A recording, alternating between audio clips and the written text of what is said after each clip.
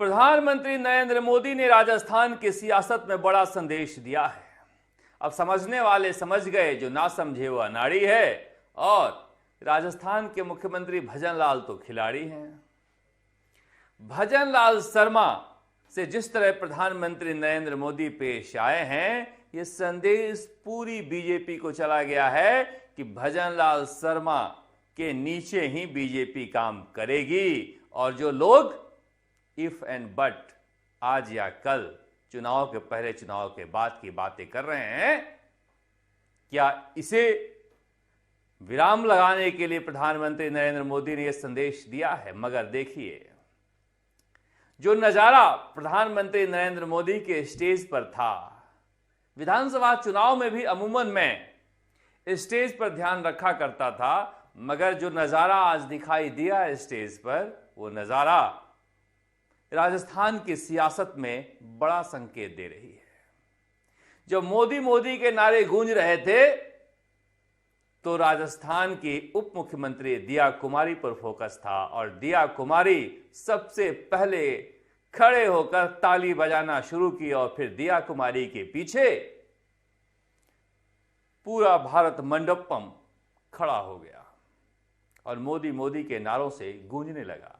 आप सोच रहे होंगे, पहली पंक्ति में दिया कुमारी बैठी हैं, तो फिर राष्ट्रीय उपाध्यक्ष वसुंधरा राजे कहां बैठी हैं? देखिए नजारा, फिर मैं कहानी सुनाते जाऊंगा आपको। आज पहली पंक्ति में दिया कुमारी बैठी, भजन लाल शर्मा और प्रधानमंत्री आवाज देंगे। और ये नजारा है बीजेपी के महाधिवेशन का।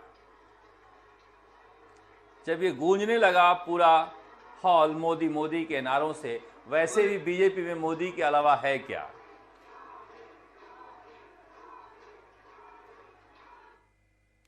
यह दृश्य मैं आपको इसलिए दिखा रहा था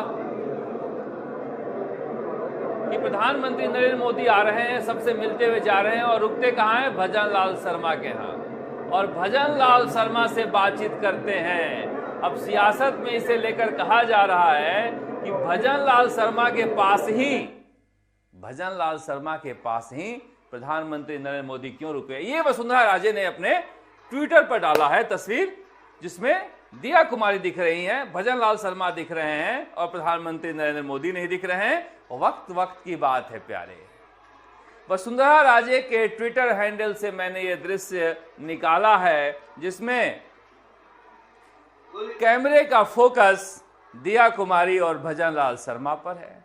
और ये मोदी मोदी का वीडियो बीजेपी की तरफ से हर किसी ने शेयर किया है, मगर प्रधानमंत्री नरेंद्र मोदी, जेपी नड्डा और अमित शाह के अलावा दो ही व्यक्तियों पर फोकस है कैमरे का, दिया कुमारी और भजन लाल शर्मा। प्रधानमंत्री नरेंद्र मोदी के प्रोजेक्ट हैं भजन लाल शर्मा, और प्रधानमंत्री नरेंद्र मोदी ऐसे नेता हैं कि अपने प्रोजेक्ट को लेकर वो काफी गंभीर रहते हैं। और इसीलिए माना जा रहा है कि भजन लाल शर्मा को वो उस जगह पर देखना चाहते हैं जिस जगह पर उन्होंने कल्पना कर रखी है कि हमारा एक कार्यकर्ता जो गांव से उठकर, जो अपने चाचा के साथ बचपन में शाखाओं में जाता था, सनय सनय एक एक पायदान चढ़ता हुआ संगठन में मुख्यमंत्री बना है, और उसकी तूती कैसे बोले ये जिम्मेदारी मुझ पर है। अब ये कमतर हैं, बेहतर हैं, आप जो भी आकलन करते रहिए, मगर प्रधानमंत्री नरेंद्र मोदी जैसा शख्स अगर कोई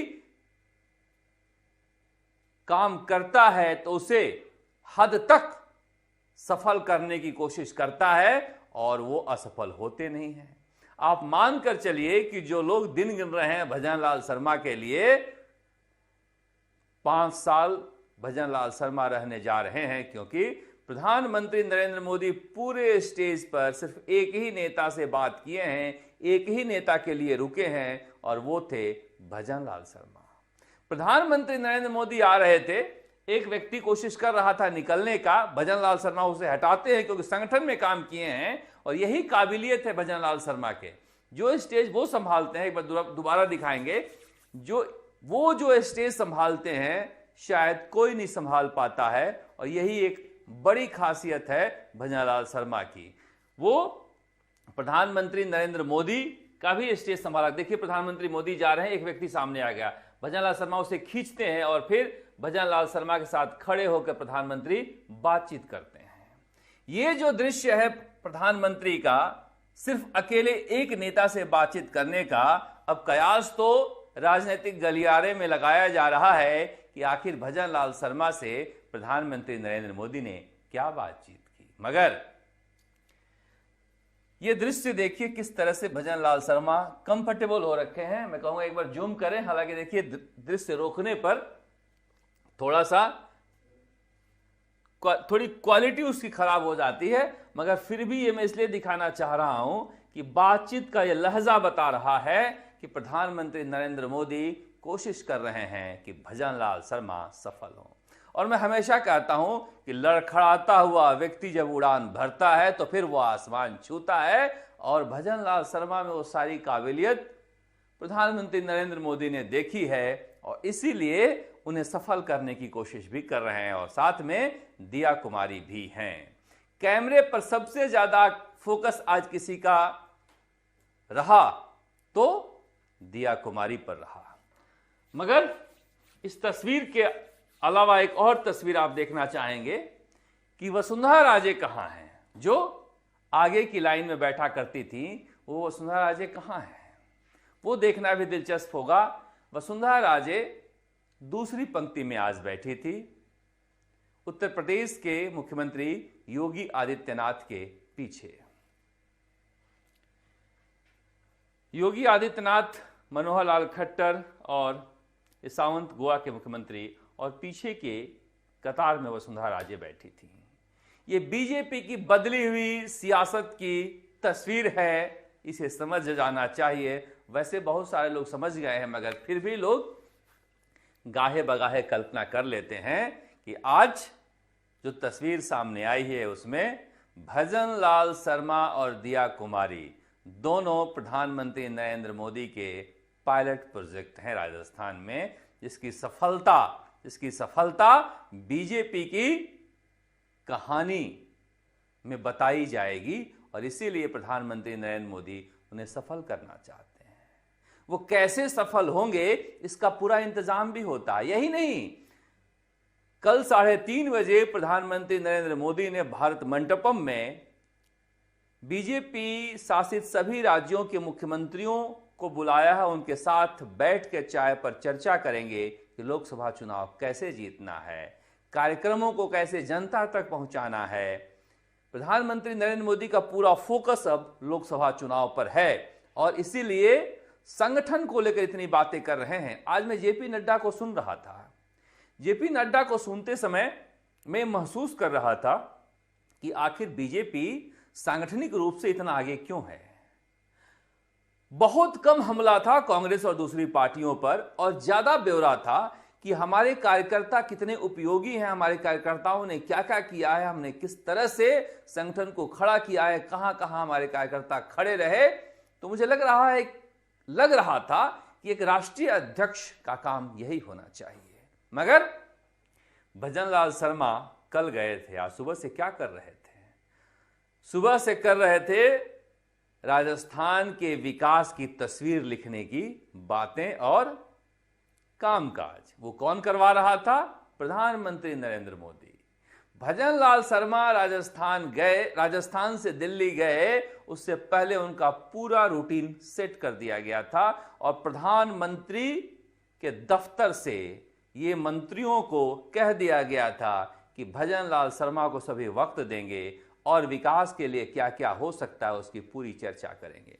मैं क्यों कह रहा हूं बार बार कि प्रधानमंत्री नरेंद्र मोदी भजनलाल शर्मा को सफल देखना चाहते हैं, तो सिर्फ देखकर नहीं देखना चाहते हैं, करते हुए देखना चाहते हैं। इसीलिए आज खेल और युवा के अलावा टेक्नोलॉजी मंत्री से भी मिले, अनुराग ठाकुर से भजनलाल शर्मा, और ये औपचारिक मुलाकात नहीं थी, अधिकारी भी साथ जा रहे थे जिस पर पूरी चर्चा हो रही थी। उसके बाद गजेंद्र सिंह शेखावत जो जल शक्ति मंत्री हैं।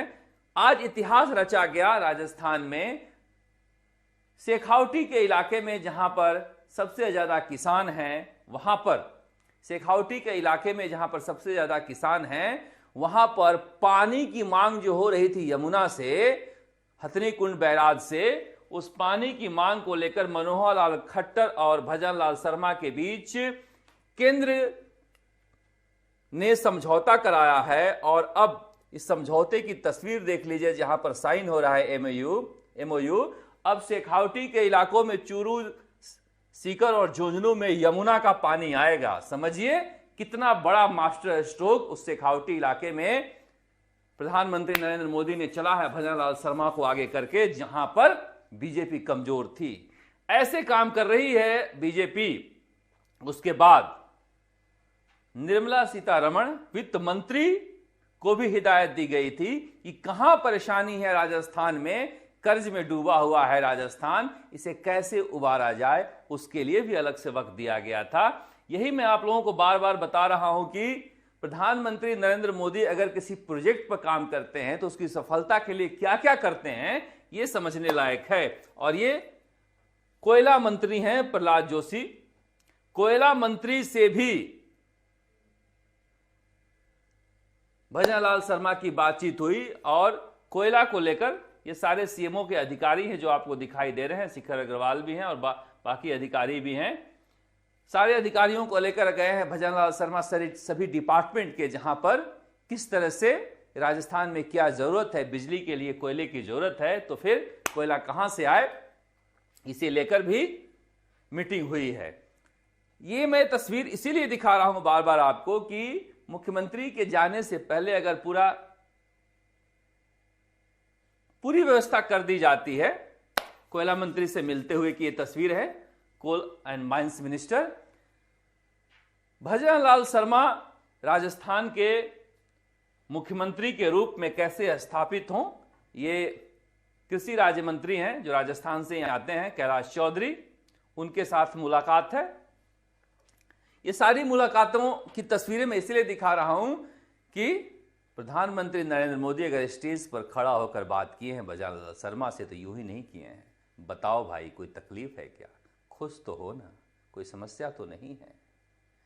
भजन लाल शर्मा आगे बढ़े कुछ कहने के लिए, तब तक अमित शाह ने कहा ठहर जाओ भाई, प्रधानमंत्री नरेंद्र मोदी ने सुन ली है बात।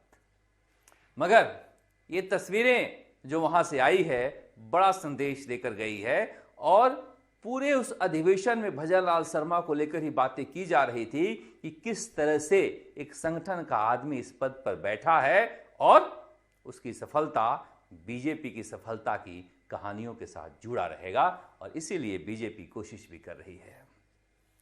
वैसे लोकसभा चुनाव की तैयारियों को लेकर यह अधिवेशन हो रहा है और कल समाप्ति के बाद पता चलेगा कि क्या संदेश है और किस तरह से प्रधानमंत्री नरेंद्र मोदी बीजेपी को किस दिशा में लेकर जाना चाह रहे हैं। मगर स्टेज पर आज मुरली मनोहर जोशी भी बैठाए गए थे। लाल कृष्ण आडवाणी को हाल ही में भारत रत्न दिया ही गया है, तो फिर वो जो एक इल्जाम सिर पर था कि बुजुर्गों का सम्मान नहीं हो रहा है अब मार्गदर्शक मंडल में, उसे भी प्रधानमंत्री नरेंद्र मोदी ने दूर कर दिया है। हर इल्जाम को वो गुलाब का फूल बना लेते हैं। फिर आप पसंद करें नापसंद करें, बताने वाले कहने वाले के खिलाफ कुछ भी बोलें, मगर सच्चाई यही है। आप देखते हैं राजस्थान तक। नमस्कार, जयपुर से शर्मा।